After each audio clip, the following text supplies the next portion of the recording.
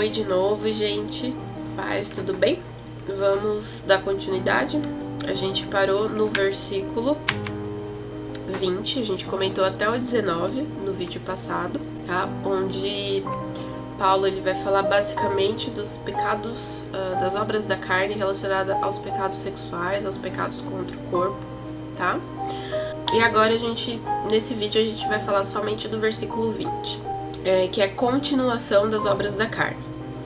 E aí Paulo, ele vai falar assim, que além daqueles que ele já citou no versículo 19, as obras da carne também são idolatria, feitiçaria, inimizades, porfias, emulações, iras, pelejas, dissensões e heresias, né? Em outras versões vocês vão encontrar inimizades, ciúmes, discórdias, facções, rixas, acessos de raiva, ambições egoístas. Tudo isso quer dizer basicamente a mesma coisa, tá bom? Independente das variaçõezinhas aqui, das versões bíblicas, tá tudo ali no bolo. Idolatria e feitiçaria. A NAA, ela traz o seguinte comentário: estas são evidências de um desejo de estar em contato com o domínio espiritual por meios inventados por seres humanos. Supostamente têm Deus como alvo, mas rejeitam a maneira revelada de como ele deve ser adorado. Por ser Cristo o caminho, a verdade e a vida, todas as outras formas de se achegar a Deus são falsas. O que isso quer dizer?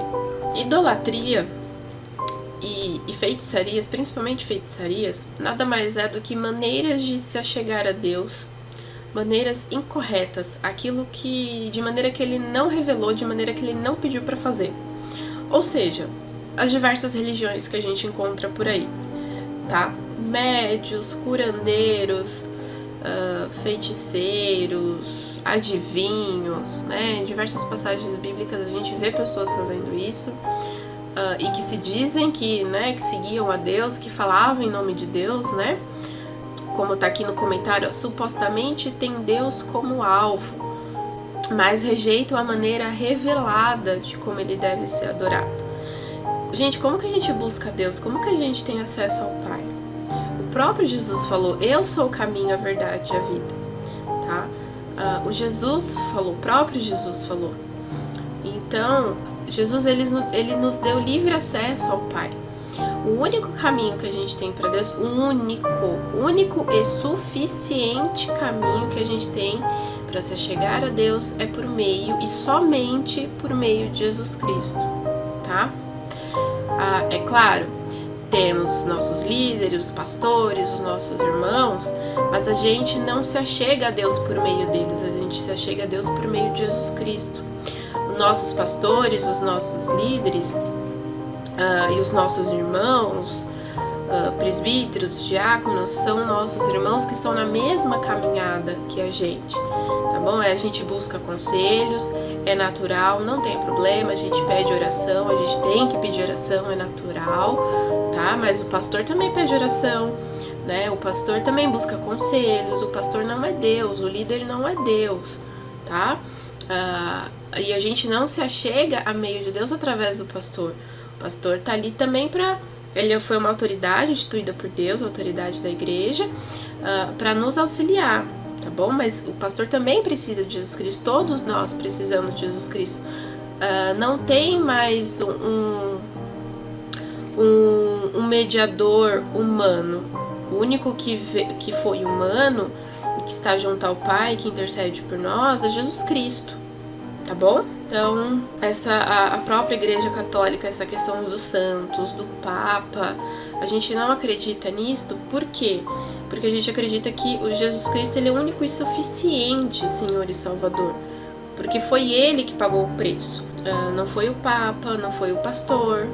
É claro que o pastor ele tem o seu chamado, mas ele não pagou um preço para nos salvar, né? Quem morreu na cruz não foi o pastor, não foi o Papa, não foi qualquer outra pessoa, foi Jesus Cristo, tá? Por isso que ele é o único caminho, verdade e vida. Por quê? Porque ele é o próprio Deus. Qualquer outra maneira que a gente faz fora disso é falso, tá bom? Isso não vem de Deus. Deus não pede. Ele pede para que você chegue a Jesus Cristo por por meio de Jesus Cristo vocês têm reconciliação, entendeu? Então, se for fora de Jesus Cristo, desculpa, mas desculpa não, né? Realmente não tem jeito, tá? Se você tá buscando Deus fora de Jesus Cristo, você tá buscando qualquer outra coisa menos Deus, tá bom? E aí o apóstolo Paulo ele vai citar também sobre inimizades, rixas, depois porfias, dissensões, facções, tá bom? E aí o que ele quer dizer com isso? Que quando as pessoas rejeitam a Deus, volta-se para si mesmas. E assim os relacionamentos entre os seres humanos são destruídos. Gente, aqui cabe lembrar que a gente tem que os mandamentos. Primeiro, amar a Deus sobre todas as coisas, amar o próximo como a ti mesmo. Os dois primeiros. Quando a gente se rejeita contra Deus, a gente não só está comprometendo o nosso relacionamento com Deus, não somente a gente está se afastando de Deus, né, tá indo contra a vontade de Deus, e isso consequentemente vai recair sobre os nossos relacionamentos entre o nosso próximo, entre os nossos irmãos, familiares, com as outras pessoas. Porque não tem como eu amar a Deus, dizer que amo a Deus de todo o meu coração e não amar o meu irmão, não amar o meu irmão como a mim mesmo. Então assim, se eu crio inimizade com Deus, consequentemente eu vou criar inimizade com meu irmão. Por quê? Porque o verdadeiro amor, gente, o amor ágape, né, como a gente já aprendeu lá na aula de amor, a gente só consegue ter um vislumbre desse amor através de Deus. Fora de Deus esse amor não existe. Não só o nosso relacionamento com Deus, quando a gente se revolta contra Ele, é comprometido, como também o relacionamento com o nosso próximo, com os nossos irmãos, nossos familiares. E você levar uma vida de brigas, de inimizades, de discussões, né, como a gente vai ver mais pra frente, significa revela algo muito profundo e algo muito pecaminoso dentro do seu coração, que é o quê? Falta de perdão, né? Quando alguém nos machuca, o que a gente tem que fazer? Dar outra face, perdoar, por mais que a pessoa não peça perdão, gente, tá? Ah, mas eu não vou perdoar, a pessoa não se arrependeu, não interessa, tá bom? Né? Perdoa, liberte, tá? Liberte a pessoa e seja liberto você também. Tá bom? Porque se você não perdoar a pessoa, falar, Senhor, eu libero a vida da pessoa, né, que ela se arrependa, que ela venha se arrepender, mas por mais que ela não me peça perdão, eu perdoo da mesma maneira, porque isso faz mal pra você também. E aí eu queria me atentar nos significados dessas obras carnais, dessas concupiscências da carne, dessas obras que Paulo vai falar, tá bom? Que a nossa natureza, né, luta lá contra o nosso espírito pra tá fazendo, né, pra se sobressair. Idolatria, como a gente já falou, é um culto que se presta a ídolos. E não somente isso. Toda vez que a gente fala de idolatria, a primeira coisa que vem na nossa cabeça é a igreja católica, né, os santinhos lá, as imagens. Gente, deixa eu contar a verdade aqui pra vocês, contar um segredo, que talvez vai mexer na ferida de muita gente. O fato de você estar numa igreja protestante, você pode ser mais idólatra do que um católico, tá? Por quê? Porque idolatria não é somente você pegar uma imagem, uma escultura, né, que nem os católicos fazem, ou outras religiões, né, o budismo, fica lá, né, na estátua de Buda, adorando, né, a Buda e tudo mais. Idolatria é qualquer coisa, qualquer pessoa, qualquer situação, qualquer negócio que existe na face da terra que ocupe o lugar de Deus em nossas vidas, tá? Mesmo coisas boas, que nem casamento. A gente, lá na primeira aula, comecinho da primeira aula, a gente falou que casamento é uma coisa muito boa. Foi Deus que criou o casamento. Então, o seu casamento ele pode ser um ídolo, porque você pode colocar o seu casamento acima do próprio Deus, né? Você tem que sim viver o seu casamento, honrar o seu marido, dar a vida pela sua esposa, se necessário, porque a Bíblia fala isso, que os maridos, se necessário, dá a vida para a esposa, e a esposa tem que honrar e ser submissa ao marido. Não sou eu que tô falando, tá na Bíblia, tá? A gente tem que cumprir aquilo que Deus nos pede dentro do nosso matrimônio, sim, mas como? De acordo com o que Ele pede. A mais a menos disso é ídolo, é idolatria. Menos disso é falta de obediência e mais disso é idolatria. Vou dar um exemplo, pode machucar. Se um dia Deus resolve levar o seu marido ou sua esposa, você vai fazer? Você acabou a sua vida? Não, você vai continuar vivendo. Você vai sentir a perda? Você vai sentir a perda. Você vai ficar de luto, você vai ficar de luto, você deve ficar de luto. Você deve sofrer por causa disso, porque, né, seu marido morrer, se você dá graças a Deus, alguma coisa tá errada. Tá bom? Já começa a orar desde então. O seu bem mais precioso não é o seu marido, não é o seu filho, não é a igreja. Seu bem mais precioso, a coisa mais preciosa, mais valiosa que você tem nessa vida é Jesus Cristo. É Deus, tá bom? E qualquer outra coisa que você adore, que você almeje, que você idolatre, que você nutra sentimento maior do que Deus, é um ídolo na sua vida, tá bom? Então, ai, Agatha, mas eu não sei se eu tô adorando, se, tipo, tem algum ídolo, se eu tô idolatrando algo que não seja, né, que está no lugar de Deus. Ah, eu não sei. Então, o que Paulo tá falando? Viva, né, andem no Espírito. Não tem como vocês andarem no Espírito, não tem como vocês viverem uma vida no Espírito se vocês não orarem, não jejuarem, não buscarem a palavra de Deus, não apresentar as petições a Deus. Gente, pedir para Deus não é pedir só para dar casa e carro e meu negócio vai prosperar, vai dar tudo certo, crise econômica vai passar e pandemia vai passar. Não, a gente tem que fazer isso? Tem. Mas assim, antes de você pedir qualquer coisa, peça para Deus mostrar o seu pecado para que você abandone ele. Você tá pedindo casa e carro, mas não tá pedindo para Deus falar, Senhor, mostra aquilo que tá no seu lugar de direito, que o Senhor tem que ter primazia na minha vida.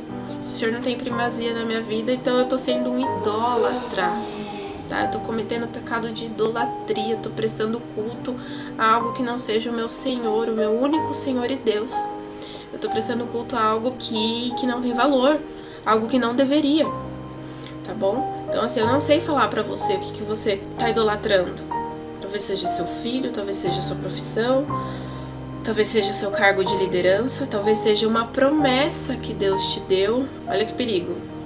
Você tá tão aquilo ali que você nem tá importando mais pra Deus, você nem tá ligando mais pra Deus, não quer saber como que Deus quer te preparar, não quer saber como que Deus quer te tratar, você só tá ali fissurado naquilo que Deus prometeu. Essa promessa tá sendo um ídolo na sua vida, tá? Ou seja, tá se tornando uma maldição. Aquilo que é pra ser bênção tá se tornando maldição. Não sei o que, eu não posso te dizer, é só você e o Espírito Santo, tá bom? Você cultivando relacionamento pessoal e constante com o Espírito Santo. Não tem outra forma. Ai, Agatha, mas nossa, eu assisto todos os vídeos, as lives, eu tô em todas as células. Ai, eu assisto, eu vou pra congresso, conferência profética, é congresso disso, é congresso daquilo, eu tô em todas. Desculpa, mas não vai adiantar de nada. Não vai adiantar. Ah, você tá falando que eu não devo ir? Não, vá. Mas assim, se você não cultivar um relacionamento pessoal constante com o Espírito Santo, você pode viver dentro da igreja. Você pode ficar de segunda a segunda dentro da igreja. Não vai adiantar nada. Tá bom? Ah, Agatha, mas você tá sendo radical. Não, não sou eu. É o próprio Jesus disse. Falou, muitos, no grande dia, muitos vão chegar a mim e vai falar, Senhor, Senhor, sem ao menos ter me conhecido. Tá bom? Mais uma vez, ora aí, quando você for fazer a sua oração, seu momento devocional com Deus, peça para Deus te mostrar, peça para o Espírito Santo te convencer do pecado, para que Ele venha, te limpe, te perdoe, te corrija, que você gere frutos, como a gente já viu lá na aula do Nicinho de arrependimento. Amém? Porfias, guerra de palavras, confronto verbal intenso. Complicado, né? A gente se manter calmo, né? Época de eleição, pensamentos contrários, né? Brigas. Gente, eu só vou jogando, tá? Vocês aí já começa cultivando o relacionamento com o Espírito Santo aí através dessa aula. Vai examinando vocês aí. Eu só vou citando, vocês vão se examinando. Amém? Emulação. Sentimento que leva o indivíduo a tentar igualar-se ou a superar outrem ou outra pessoa.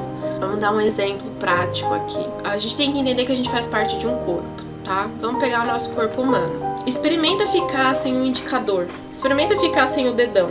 Vê se você consegue fazer uma coisa. Qualquer coisa. Pegar qualquer coisa sem o dedão. Experimenta. Faz aí o exercício em casa. Pegar um copo sem o dedão. Vê se você consegue. Nosso dedão é super importante. Olha o tamanho dele. Pequenininho. Experimenta arrancar metade do seu cérebro pra ver o que acontece. Você pode continuar vivo? Dificilmente. né? Mas vai fazer uma falta do caramba. Experimenta arrancar uma orelha.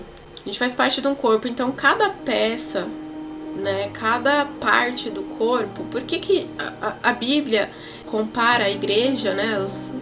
O relacionamento com o corpo? Porque cada pessoa tem a sua função, seu propósito, que está dentro de um propósito maior, que é o propósito de Deus, né? Que é ser glorificado, que é receber glória através dos seus filhos. E além disso, conduzir seus filhos a santidade, a salvação, tudo certinho, como a gente já está cansado de ouvir. Então, assim, para que eu vou tentar me igualar, ou eu vou tentar ser mais do que alguém? Isso é pecado, tá bom? Ai, nossa, aquele irmão lá, ai, ele estuda. Ai, então eu vou estudar porque, nossa, eu tenho que ser igual a ele, tá? Eu tenho que ser mais inteligente do que ele. Não, filho, você tem que procurar ser aquilo que Deus te chama pra ser. Eu não canto, não tenho talento nenhum. Se você fazer no violão, qualquer instrumento musical, qualquer nota, e falar pra mim que é a nota dó e falar que é outra, eu vou acreditar porque eu não tenho. Então, assim, não fui chamada pra isso. Enfim, então, assim, eu não vou tentar me igualar, não vou buscar ser uma pessoa quem eu não sou. O que eu vou buscar? Senhor, o que o Senhor tem pra minha vida? Onde eu posso servir melhor na igreja? Né? Onde eu posso servir melhor em casa? Então, assim, não tente ser quem vocês não são. Não tente ser igual ou superior a seus irmãos, tá? Aos nossos irmãos, não só aos nossos irmãos, pessoas ímpias, gente. A gente não tem que olhar para as pessoas que, né, ímpias, que não são de Cristo, não reconhecem a Deus, que não são nossos irmãos na fé, e achar que elas são um exemplo pra gente, achar que a gente tem que se igualar e se inspirar e se espelhar nessas pessoas. É claro, a gente tem que sim ver as coisas boas, tem que reter aquilo que é bom e tudo mais, mas a gente tem que buscar nosso lugar em Deus, buscar ser reconhecido por Deus, tá bom? Vamos lá, peleja, que é defesa apaixonada de pontos de vista contrário, discussão, briga, disputa, complicado, né? Defesa apaixonada de pontos de vista contrários. Meu irmão tem uma opinião diferente da minha, tudo bem? Eu vou condenar ele pro inferno por causa disso? Não vou condenar ele pro inferno por causa disso, né? Eu não vou discutir porque ele pensa diferente de mim. O que eu vou fazer? Eu vou respeitar. A gente briga ali, discute no sentido de uma conversa, mas eu não vou ficar defendendo meu ponto de vista com unhas e dentes só porque meu irmão pensa diferente, eu penso de outra maneira. E não só irmãos, tá, gente? No trabalho também. Às vezes a única pessoa crente no seu trabalho é você, e você fica lá sendo aquela pessoa chata, querendo convencer as pessoas, né? Querendo ser mais que as pessoas que estão ali, querendo ser superior. Isso é pecado, tá bom? Não sou eu que tô falando, não, é a Bíblia. E aí, em algumas versões, vocês vão encontrar a palavra heresia, que também é um pecado gravíssimo, tá? O que é heresia? Interpretação, doutrina ou sistema teológico rejeitado como falso pela igreja. Ou também teoria, ideia e prática que nega ou contraria a doutrina estabelecida, né? Ou ação, dito ou atitude que desrespeita a religião. Então, assim, não vai querer colocar coisa que não existe dentro da Bíblia, dentro da palavra de Deus. Não tire coisas, tá bom? A Bíblia falou que casamento é entre homem e mulher. Não vem falar, mas o amor, não vem acrescentar coisas, também não vem retirar. Depois vocês podem fazer uma pesquisa aí, igrejas e pessoas modificando a Bíblia, retirando versículos. Gente, pra quem assistiu a aula do Jeff e a aula do Fabiano no ano passado de História da Bíblia, tá? A aula do Jeff foi essa semana aí, foi que ele deu lá no Instagram da sede, o trabalho, né, que nossos irmãos na fé, pessoas usadas por Deus para preservar os manuscritos bíblicos, para preservar as escrituras, para a quarta pessoa da Trindade, o abençoado, o ungido, a pessoa que se acha que teve a revelação divina, tirar ou acrescentar. Tipo, nossa, você pega a história da igreja, nunca teve nada dessas coisas. Aí, só porque você se acha o abençoado, ungido de Deus, ele acha que você só vai ter uma revelação só pra você. Deus revelou só pra você. Não, colega, não. Tá errado, heresia. Tá bom? Se atenta ao que a palavra diz. Não queira colocar coisa onde não tem e não queira tirar algo que não é pra ser tirado. Se tá lá, deixa lá. Tá bom? E pra finalizar essa aula, o versículo 20 é só isso, bastante coisa, né? É pequeno, mas ele é muito denso, né? Muito pesado. A última parte da aula a gente vai abordar somente o versículo 21, tá bom? Até daqui a pouco, gente.